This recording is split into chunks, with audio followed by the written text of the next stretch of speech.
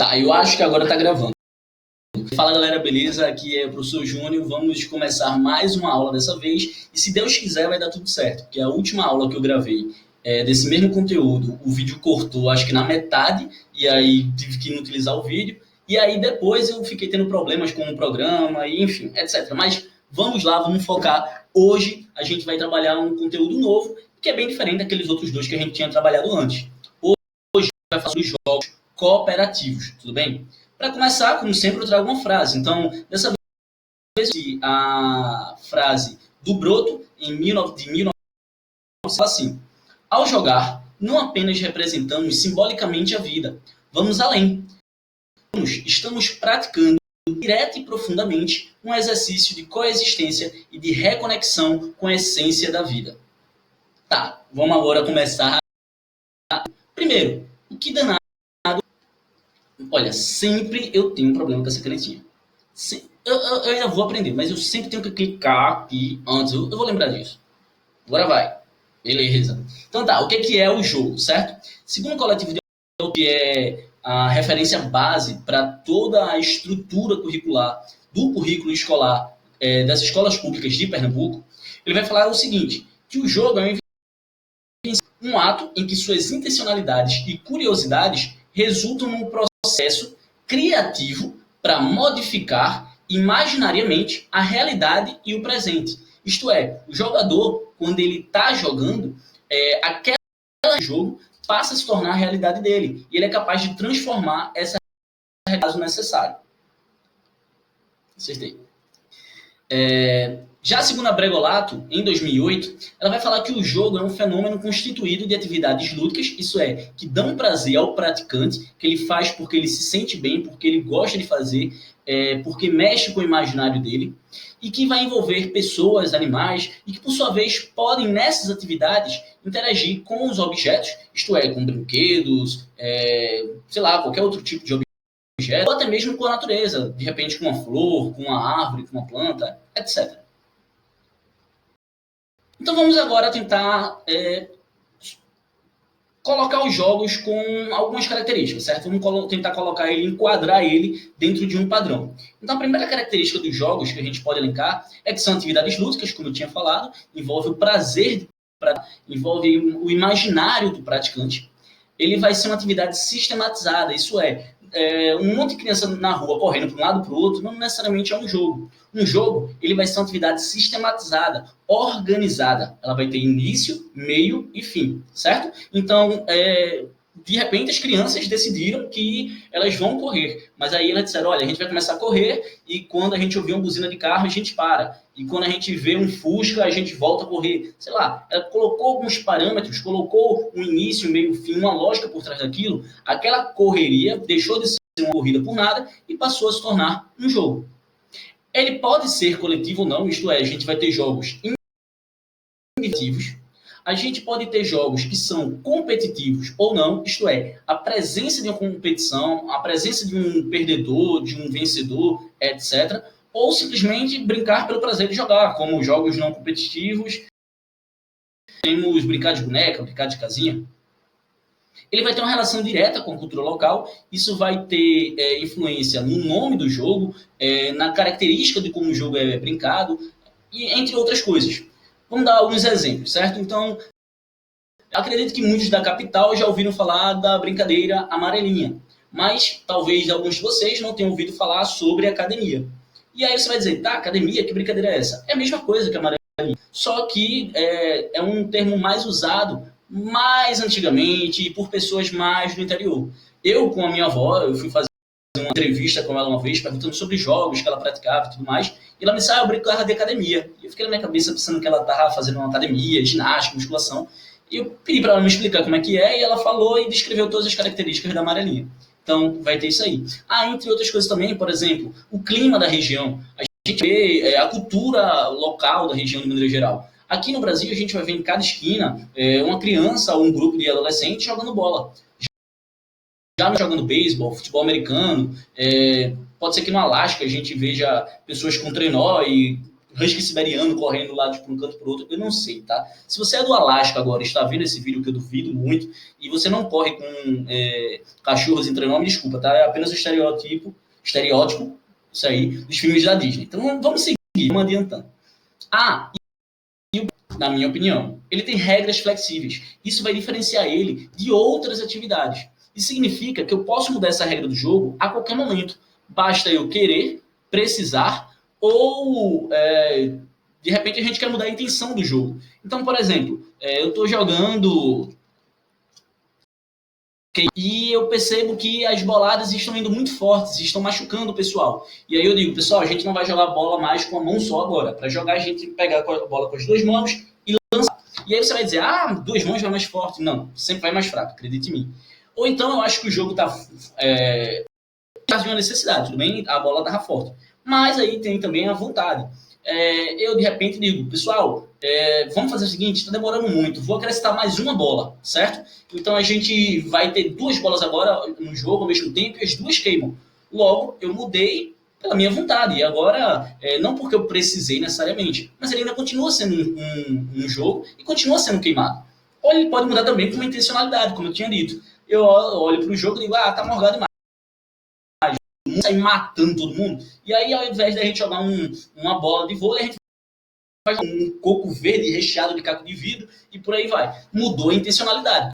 Deixou de ser o prazer em jogar para ser o prazer em matar. Mas, por favor, não façam isso em casa. Vamos seguir. E aí, vamos agora para o foco da prestação de hoje, que são os jogos.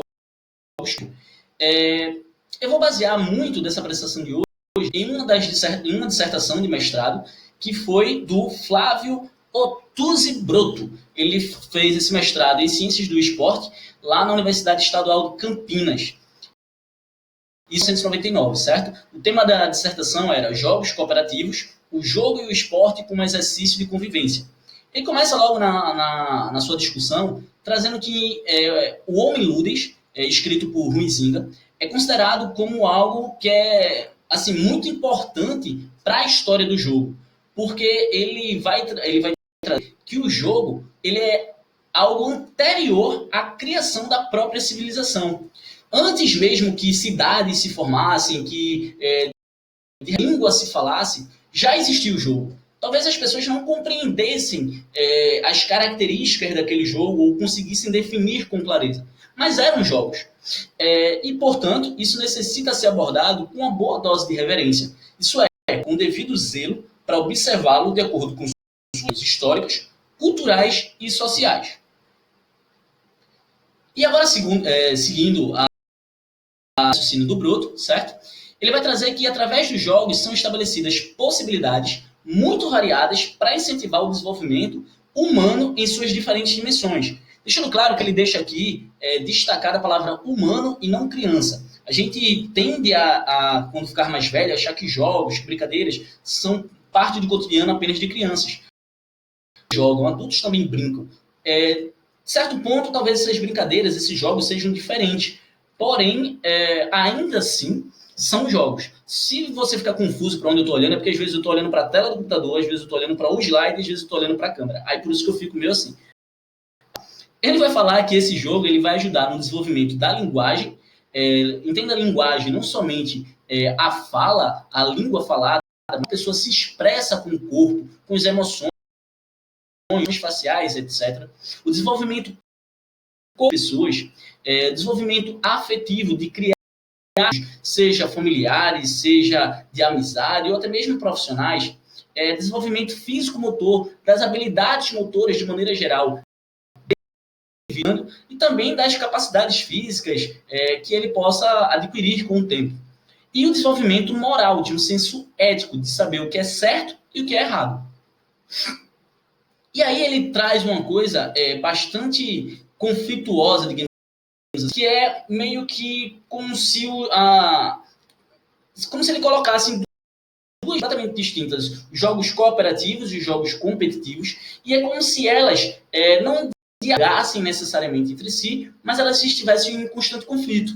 Se você ler a dissertação na íntegra, no final vai ter, não se desespere, você consegue perceber talvez alguma raiz de um pensamento mais marxista, onde existe um conflito de classes. E aí ele meio que coloca Isso um pouco onde a cooperação está, como é que eu posso dizer, em conflito constante com a competição. Ele vai trazer o seguinte, olha, a cooperação e a competição são aspectos de um mesmo espectro, que não se opõem, mas que se compõem. No entanto, essa composição de contrários, nota que ele já começa a colocar os dois tipos de jogos em lugares diferenciados, depende de inúmeros fatores, que estão condicionados a um estado de permanente atividade. O senso comum associa a competição com o jogo, como se esses fossem sinônimos e como se não pudesse ter uma coisa fora da outra, como se todo jogo fosse competitivo ou como toda competição fosse necessariamente um jogo. E a gente vai ver um pouco mais para frente que não necessariamente as coisas funcionam assim. Trazer que a competição é um processo onde os objetivos são mutuamente exclusivos e que as ações são benéficas somente para um grupo em detrimento de outro. Já a cooperação é um processo onde os objetivos são comuns e as ações são benéficas para todos. Então a gente tem aqui o jogo competitivo como algo excludente e o jogo cooperativo como algo inclusivo. Também que os jogos cooperativos surgiram da preocupação com a excessiva valorização dada ao individualismo e à competição exacerbada na sociedade moderna. E ele vai falar que isso é mais presente especificamente na cultura ocidental. Então, nota mais uma vez esse contraponto entre cooperação e competição. Cooperação sendo benéfico mutuamente para ambos os jogadores como um processo inclusivo e que não há competição, enquanto no jogo competitivo há competição, é um processo excludente e mais alguma palavra que está me fugindo na cabeça agora, mas se eu me lembrar mais para frente eu falo para vocês, certo? Então, ele fala o seguinte, que joga-se para superar desafios, que no jogo cooperativo se joga para superar desafios e não para derrotar os outros. Se joga por gostar do jogo, pelo prazer de jogar. São jogos onde o esforço cooperativo é necessário para atingir um objetivo comum e não para fins mutuamente exclusivos, como seria no caso da competição. E aí a gente fica bem notório essa paixão dele pelos jogos cooperativos numa frase que ele traz em destaque assim, nessa dissertação dele. Isso aqui é o Broto, tudo bem? E vai falar o seguinte, olha, eu realmente compartilho com essa... Eu não sou contra a competição, mas sou francamente a favor da cooperação.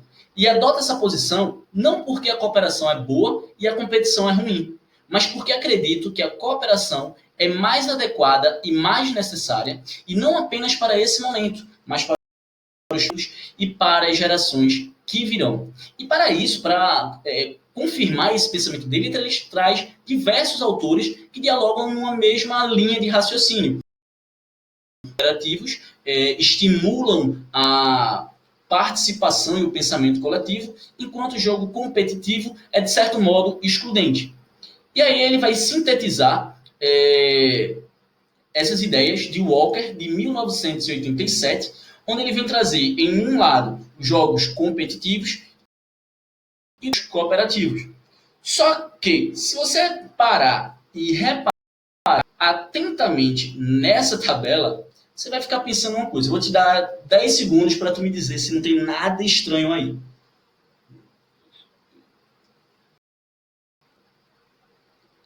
Deu tempo. Beleza, vamos lá. Eu discordo completamente e integralmente em tudo que está... Aliás, não tudo, mas na essência dessa tabela. Primeiro porque ele coloca como jogos competitivos fosse algo extremo oposto dos jogos cooperativos. E não é necessariamente assim. Eu poderia sair destrinchando e falando sobre cada um desses pontos e dizendo por que eu discordo. Mas eu acho que o vídeo ficaria longo demais e acabaria se tornando um pouco cansativo. Mas eu vou pegar só alguns pontos. Primeiro, ele fala que os jogos competitivos são divertidos apenas para... Os jogos cooperativos são divertidos para todos. Não necessariamente. Eu posso ter um grupo de pessoas que ama a competição e que detestam um jogo cooperativo. E não é porque o jogo é cooperativo que todo mundo vai gostar. Tem jogo cooperativo que vai ser chato. Assim como tem jogo competitivo, que vai ser chato ou vai ser legal, isso vai depender de uma série de fatores.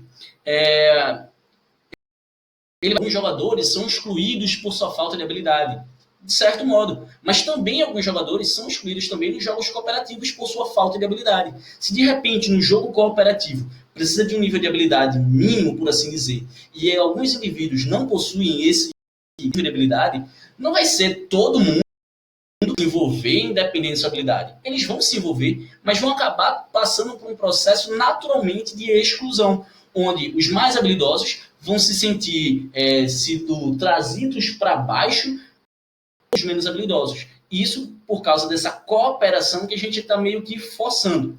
E aí outro que aqui para mim foi um dos que mais me doeu de ler, que ele fala, olha, a divisão é feita por categorias, meninos e meninas, criando barreiras entre as pessoas e justificando as diferenças como uma forma de exclusão. Enquanto ele fala que nos jogos cooperativos há misturas de grupos que brincam juntos, criando alto nível de aceitação mútua. Vamos lá. Existem infinitas possibilidades de a gente dividir grupos. Meninos e meninas talvez seja uma das mais antigas de se dividir e normalmente apenas por isso vai reforçar algum estereótipo, barreira, justificação. Porém, ainda assim é uma divisão que eu particularmente não gosto de adotar quando eu estou dando aula. Eu divido geralmente de maneira aleatória. Eu chego para a pessoa e digo, ó, quem eu disser número 1 vai para cá, número 2 vai para lá. Então sai 1, 2, 1, 2, 1, 2, 1, 2 e divide. E pronto, acabou. Ou então eu digo, olha, quem está de bermuda preta vai para o lado esquerdo e quem está com bermuda de qualquer outra cor vai para o lado direito. Ou quem nasceu no primeiro semestre vai para um lado e quem nasceu no segundo semestre vai para o outro. Enfim, isso não necessariamente está criando ou justificando diferenças como uma forma de exclusão, mas é apenas um critério de divisão momentânea para a prática daquele jogo. E aí eles, em outros momentos, eles não se solidarizam e ficam felizes quando alguma outra coisa de ruim acontece aos outros. Veja, depende muito de como esse jogo está sendo tratado. Se é um professor, de certo modo, responsável, que está preocupado mais, não sei como eu posso dizer, com o aspecto de acirrar a competição, isso aqui pode aparecer sim, assim como também nos jogos cooperativos. Mas, dependendo do professor, a gente pode fazer uma reflexão e uma ressíntese da nossa realidade e da interpretação que a gente dá, conforme o coletivo de autores vai falar lá em 1992, ressignificando aquele ato. Então, o ato do meu colega perder o jogo, ou ele se dar mal, não necessariamente é algo positivo para mim. É algo ruim para o jogo de maneira geral. Eu acho que eu já perdi a conta de quantas vezes eu, aplicando jogos competitivos, vi alguém do outro grupo se machucar, e o próprio grupo das pessoas pararem, entregarem a bola para o cara jogar de novo, ou então auxiliarem esse aluno de alguma maneira. Eu já percebi uma vez, eu estava dando aula em uma escola, e eu tinha um aluno que tinha bem severo assim. E aí, quando ele estava na aula prática, era uma aula prática de basquete, eu dividi as equipes e coloquei ele, e quando ele ia tentar arremessar a bola, ele acabou perdendo, e ele ficou muito chateado, muito triste, e as pessoas da outra equipe pararam, entregaram a bola para ele tentasse mais uma vez. A outra equipe não estava facilitando a vida, a outra equipe queria ganhar também, mas a outra equipe entendeu que era importante naquele momento reforçar os vínculos, reforçar o companheirismo, trabalhar outros atributos que necessariamente a competição por si só. Então, enfim, existem várias e várias pontos de incongruência aqui nesse discurso que eu poderia discorrer a noite inteira se fosse necessário. Mas vamos deixar isso talvez para um outro momento. Então, assim como toda aula eu faço, vamos deixar agora a tarefa de casa. Vamos colocar a mão na massa, beleza? Eu quero que você pegue um papel, uma caneta, e você vai listar os 10 jogos que você mais brincava, que você mais jogava quando você era criança. Ou então que você ainda joga, sei lá. Eu gosto muito de jogar bolinha de gude, de queimado, de pinar-pipa, de jogar Free Fire. Os jogos que você mais gosta, faça uma lista, coloque os 10 jogos preferidos. E aí, eu quero que, de acordo com os critérios expostos por Broto, lembre, não é por mim, é pelo que o Broto falou e que eu expus aqui, eu quero que você tente identificar características nesses jogos de cooperação e de competição e meio que classifique ele. Você vai colocar aqui jogos, certo? Que você brincava, e na coluna ao lado você vai colocar competitivo, cooperativo, cooperativo, competitivo, e vai classificar esses jogos, tudo bem? Após isso, eu quero que você meio que tente fazer conexões totalmente dos pontos de encontro e desencontro desses jogos. Olha, por que isso aqui tem essa característica e é competitivo?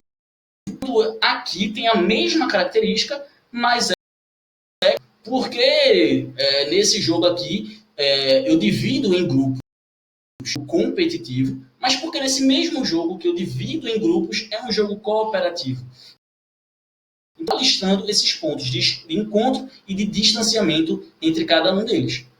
E, por fim, eu quero que você cite alterações que você pode fazer na estrutura daquele jogo, lembra aqueles flexíveis? Então, eu quero que você cite as alterações que você possa fazer nesse jogo para que o jogo seja capaz de mudar a classificação que você deu antes. Então, vamos supor que você colocou que Queimado era um jogo competitivo.